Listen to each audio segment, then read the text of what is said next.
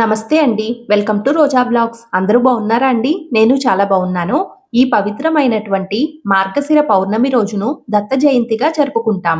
అత్యంత పరమ పవిత్రమైన రోజున దత్త జన్మ కథ వింటే సకల శుభాలు కలుగుతాయి. జన్మ జన్మల పాపాలు తొలగిపోతాయి. అత్రి మహాముని మహాపతివ్రత అయిన అనసూయల సంతానమే ఈ దత్తాత్రేయ స్వామివారు.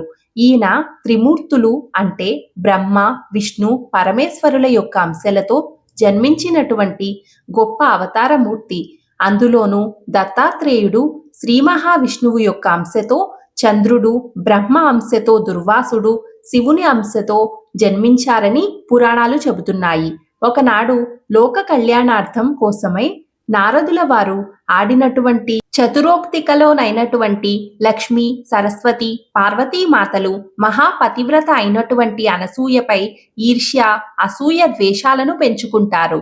నారదుల వారు అనసూయ యొక్క పాతివ్రత్యాన్ని గురించి బ్రహ్మ, విష్ణు, పరమేశ్వరుడి యొక్క ధర్మపత్నుల ముందు విశేషంగా ప్రశంసిస్తాడు.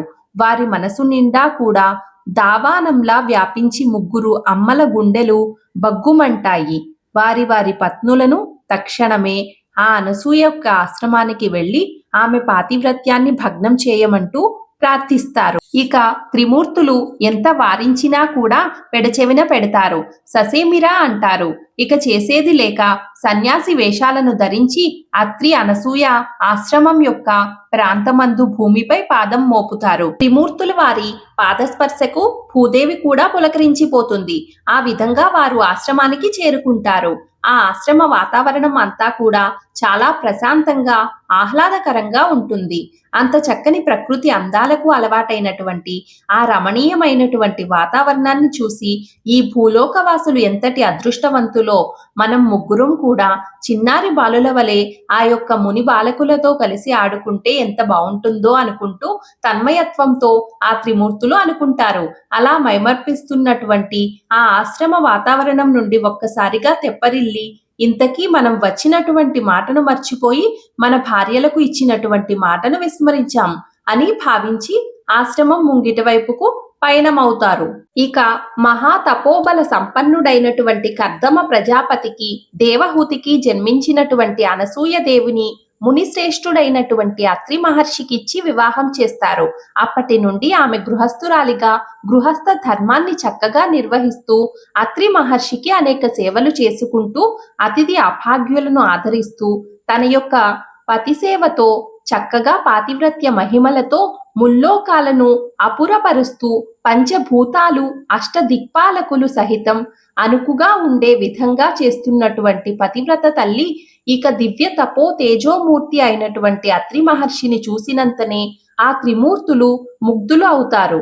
ఆ సాధు పుంగవుల యొక్క ముగ్గురిని చూస్తూ ఉన్నటువంటి ఆ పుణ్య దంపతులు వారిని సాదరంగా ఆశ్రమంలోకి ఆహ్వానించి ఉచిత ఆసనాలు ఇచ్చి స్వాగత సత్కారాలు చేసి ఆ తర్వాత మీరు ముగ్గురు బ్రహ్మ, విష్ణు, మహేశ్వరుల వలె వచ్చినట్లుగా వచ్చి మా ఆశ్రమాన్ని పావనం చేశారు. భోజనాలు సిద్ధం చేశాను రండి అంటూ అనసూయమ్మ ఆహ్వానం పలుకుతుంది.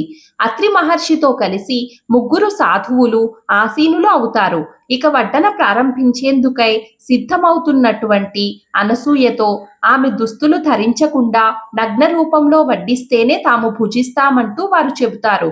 వారి పలుకులు ఆ పతివ్రత తల్లికి శిరస్సున పిడుగుపట్టినట్లుగా అవుతుంది. ఒక్కసారిగా తన యొక్క ప్రత్యక్ష దైవమైనటువంటి భర్తను మనసారా నమస్కరించుకుంటుంది. తలుచుకొని పాతివ్రత జ్యోతి వెలిగిస్తుంది. ఆమె జ్ఞాననేత్రం తెరుచుకుంటుంది.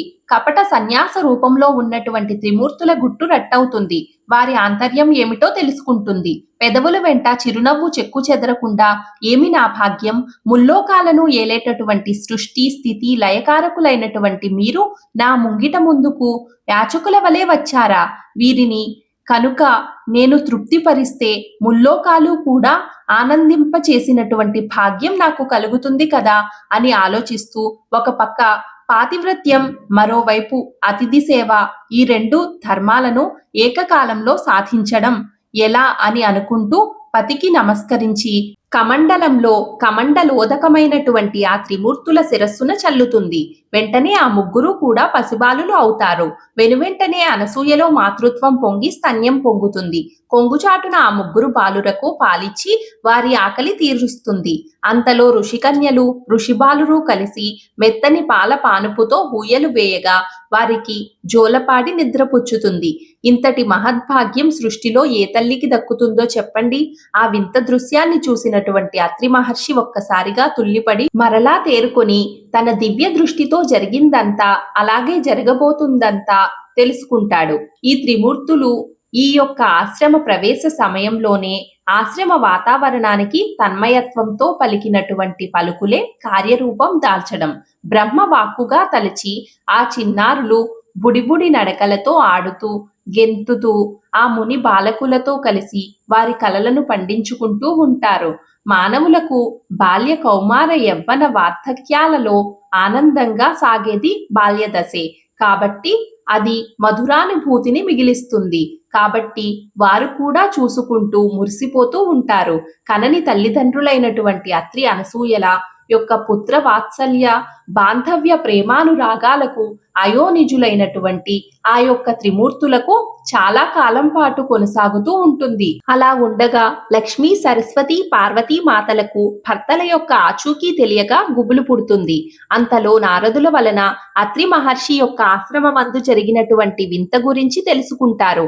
దాంతో అనసూయపై ఏర్పడినటువంటి ఈర్ష్య అసూయ ద్వేషాలు పటాపంచలు అవుతాయి.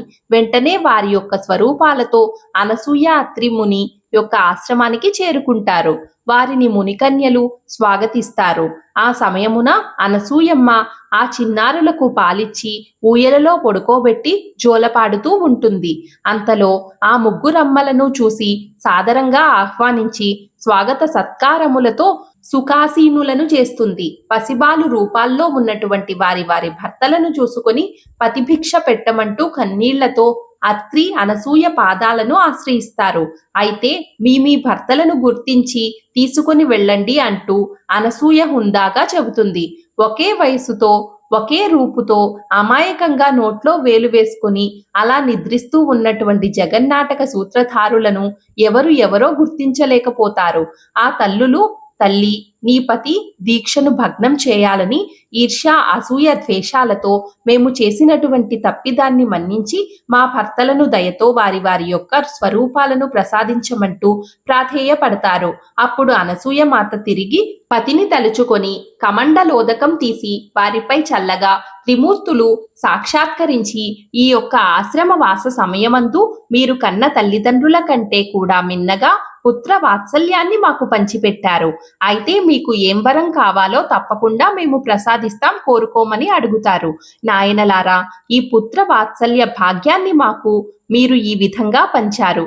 అది మాకు శాశ్వతంగా ఉండే విధంగా అనుగ్రహించండి అంటూ వరం కోరుకుంటారు.